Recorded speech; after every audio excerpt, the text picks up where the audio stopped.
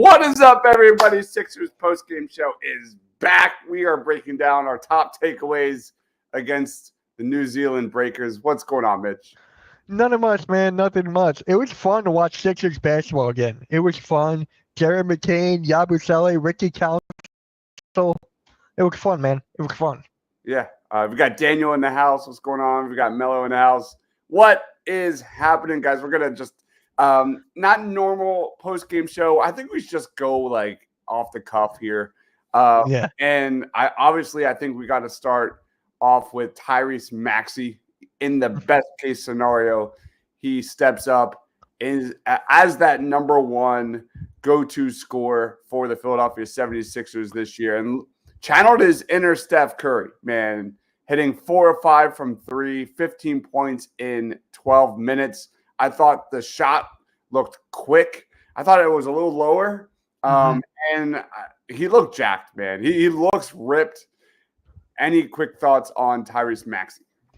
Shout out to Rico Hines, man. He got a jump shot right during the offseason. It looks great. And Maxey working out in the weight room, just taking over for this game with Joel Embiid and Paul George out. I love it. I love his first quarter. I was kind of shocked they didn't take him out. They just let him play for the whole first. Yeah, we kind of got a good taste of everything. Like, we got to see him off ball. I love the quick trigger. Like, let it rip, man. He's such a good shooter. You like, if the defense gives him an extra couple feet of space, just let it rip. He's that good. So Tyrese Maxey was excellent. Leading next, Andre Drummond. Andre Drummond in this one finished with 11 points, 7 boards. He had 5 and 5 and a steal after the first quarter. Andre Drummond looks trim. I don't know if I remember him looking this slim. But I thought overall his activity on the glass was as good as advertised, man. Yeah. I mean, he's one of the best rebounders, if not the best rebounder in the league right now. He just was hustling, diving for balls. There was one of them going towards the crowd. He was hustling. I love that. He hit a corner 3. There it that is. Was one more than Ben Simmons. I mean, hey, I'll take it. I'll take it. Great game from Andre Drummond. Yeah, that 3 is awesome, man. I didn't expect that for sure, but I thought he fought really hard, and that is going to be such a vital part of this team. Knowing you have Drummond snagging boards, hawking the defensive glass, and then you've got a guy like Paul George as the offensive weapon instead of Tobias whenever Joe sits, man. There's a lot of good stuff here. Obviously, this game means very little. It means very little. But I thought overall the chemistry was way better than I expected in many respects. We have Mello saying Jared McCain couldn't miss. We've got my man Coyle. What's going on, man? Let's go. What's going on, bro? What's going on, man? Yeah, I was really impressed with Andre Drummond. That was a very good showing. Again, just the athleticism, not just Joel looks trim. I thought Andre Drummond looked very, very good on his feet. You lead us off, man. Where do you want to go next? Let's go with Yabusele. Because Yabusele, the first game for the Philadelphia 76ers, just hustling for everything. He nailed a couple threes. He was just doing everything. A lot of people were talking about he couldn't translate his game from overseas to here, but people forget. He played for the Boston Celtics back in 2018.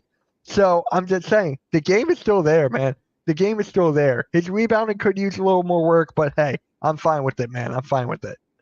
I loved utilizing Yabusele in those mismatches, man. Yes. He's going to be such a vital part of the Sixers ball movement this year. The lobs to Yabusele down low are going to be a freaking blast.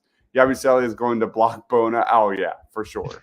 I think Yabu is your best offensive weapon in the wings department in terms of like the 4 spot. That's what I'm really excited about. Whereas I think KJ Martin's probably your best defensive option, and a lot of good things. Kyle Lowry was getting him the ball really nicely, I thought. A few moments tonight where he was getting him going towards the basket. When's the last time we saw something like that happen with the Philadelphia 76ers? But like again, this game means from a ball handling perspective, from a ball movement perspective, obviously a 3-point perimeter shooting perspective. I thought they were aces across the board.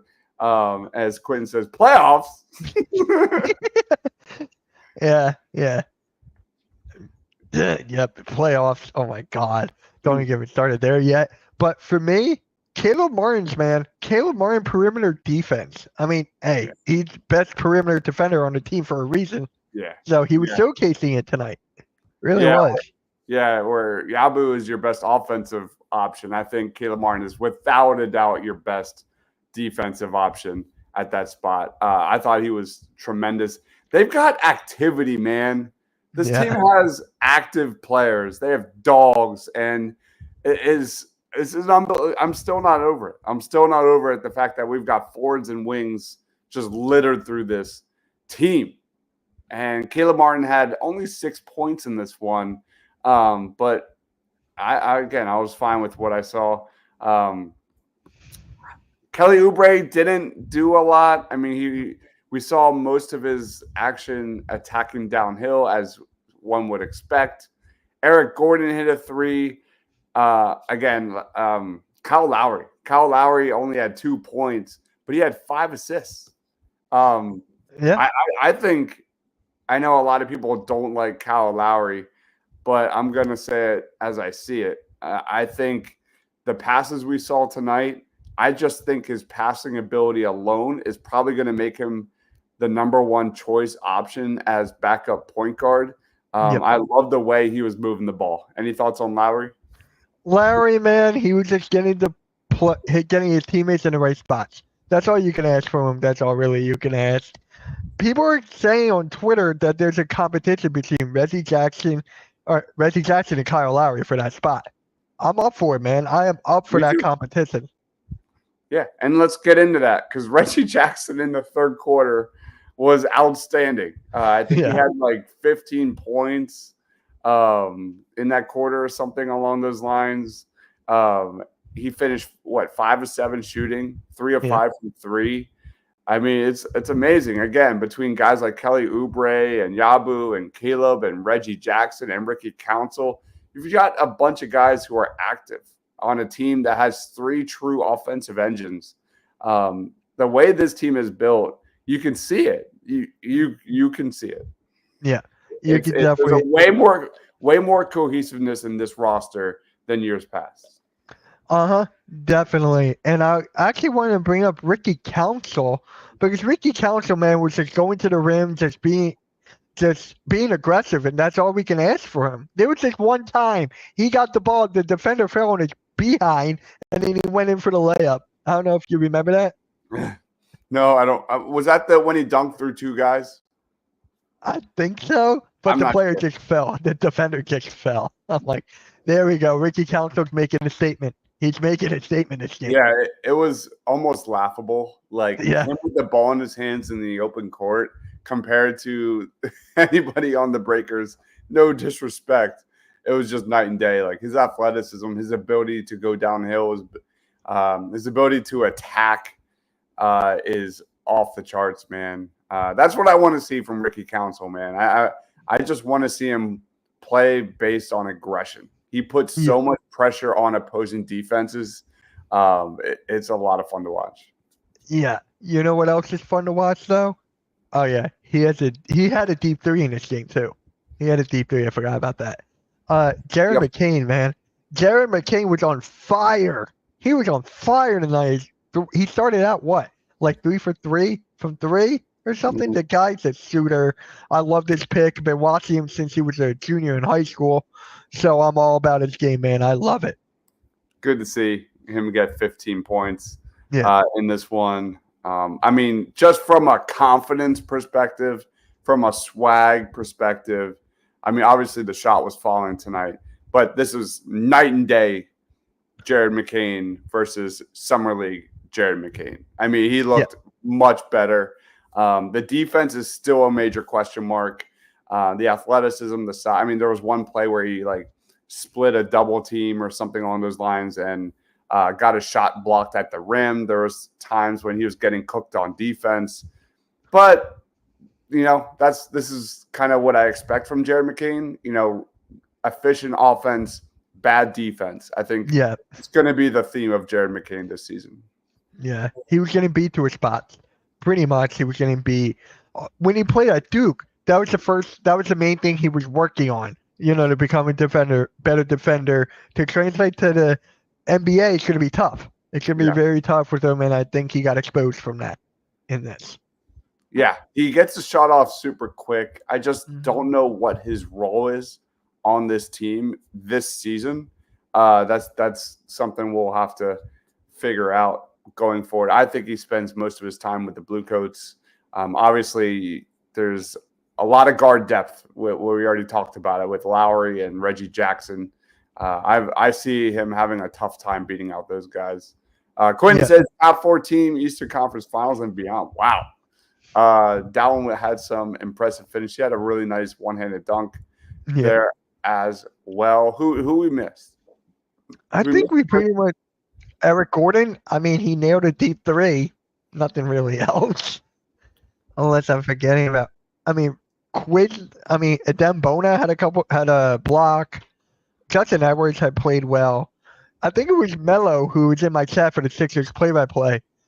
Isaiah Mobley. Completely forgot he was on the team. Completely forgot. Yeah. Adem Bona looked active on defense. Justin Edwards, he is all like projection. That guy, the length, the size, it's all there, but the shot is not. And we'll see how he develops with the Bluecoats this year. I didn't know Jordan Tucker was on the team either. I forgot about that. I think he's on a 10-day or a 2-way, something like that.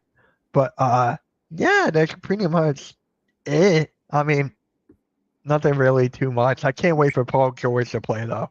That's what I'm excited for. Paul George. I mean, it's like I'm really digging the pieces on this roster. I mean, let alone the fact that Caleb Martin, the contract the Sixers signed Caleb Martin to for 4 seasons, and the whole thing is worth less than 1 season of what the Sixers are or did pay for Tobias Harris. Think about that. Oh my God. I just don't want to get that in my mind, but it's true though. It is. Like Quentin says, the best collection of pieces in a long time. Like there's going to be a lot of fun lineup combinations to go with here. And you look at the last couple of years, they've had some serious roster cohesion issues, and there's going to be some fun basketball for sure this season. Let's just jump right in. Player of the game. Mitch, who's your player of the game? I don't think it's fair if I give it to Tyrese Maxey since it's only the first quarter. So, you know who I'm going to go with? I'm going to go with Yabusele here. A good debut for the Sixers game. Showing his athleticism, the mismatches that he was doing. Give me Yabusele for me. Yabusele is a good one, man. He also hit a 3 as well. I think Nick Nurse is going to get the most out of this guy. The length, the size. He looks so good, man. We haven't had a guy like that in forever. Right. There's a bunch of guys on this roster we haven't had in forever. We have Quinn says player of the game number 12. What's going on? Got game. What's going on? Thanks for joining. That's my guy, man. That's my guy. Yeah, I recognize it. Ricky. I mean, if Ricky counts. Ricky Council's like Tyrese Maxey, where like we keep pushing back the chains in terms of what we think is his ceiling. Right. And I mean, Ricky Council, I hope he gets a chance. I hope. Because I just think he's got so much upside. So if that shot is as consistent this year as it was last year from the perimeter, and he's that same just no nonsense, attack the basket and get to the free throw line, man, we're going to have a fun year, dude. I think Ricky Council's legit. We'll see what he's got. That is definitely an X factor on this Sixers squad. I'm going to go with my player of the game, Andre Drummond. 11.7 boards. He looked active. And, I mean, he's going to play a lot. Andre Drummond's going to be on the court a lot this year. And he had a block. He had a steal. 5 of 7 from the floor. Just exactly. And I know it's the Breakers, and I know they have nobody to match up against Andre Drummond. But that's kind of what I'm expecting. I'm expecting like 11 points, 10 boards when Embiid's not on the court. So definitely a great night out of Andre Drummond, who looks slimmer, more athletic than I remember him being with the Sixers last time he was here a couple years ago. Yep. Brian says Jared McCain at least shoots the ball. Facts. McCain, how many threes did Jared McCain have? 9. He was 5 for 9 or something like that. Yeah. That was really nice to see. Jared McCain's going to have more 3-pointers than Ben Simmons in like the first like 2 minutes of his Sixers basketball career. Andre Drummond already had one more. Like, that's all I gotta say. Jared McCain's most underrated attribute is his rebounding. If Drummond can actually hit threes, Embiid should play no more than. I fully agree with this. Fully 1,000% agree with this. That is key for this season. Embiid should be on at least less usage, and that usage should go to Tyrese Maxey this season. Yep. Jared, kind of thick pause. He's eating a lot of those cheesesteaks. I'm not a believer in Jared McCain just yet. I still need to see more. Caleb gives you no more than Tobias, but he's way cheaper. Exactly. His entire 4-year contract is less than 1 year of Tobias Harris. And I think Caleb Martin's a much better fit. Much better fit. Yeah. And that's we did our Caleb Martin preview last week, and he's a guy that I want to see higher volume from him from three. Like Tobias, he's not a high volume 3-point shooter, but I think he can do it. I'm not worried about Caleb Martin whatsoever. Melo says Embiid should be on a minutes restriction first half of the season. Amen. That is everything for this year. Rico Suave, Caleb hustles. I love that. Actually, I wanted to bring up, I think Sean had this hot take, Sean Bernard. Don't play Joel Embiid for the away games. I think he said that. Yeah. With his contract, I don't know. With Embiid's contract, you might have to play him with that kind of money. I don't give a damn. Embiid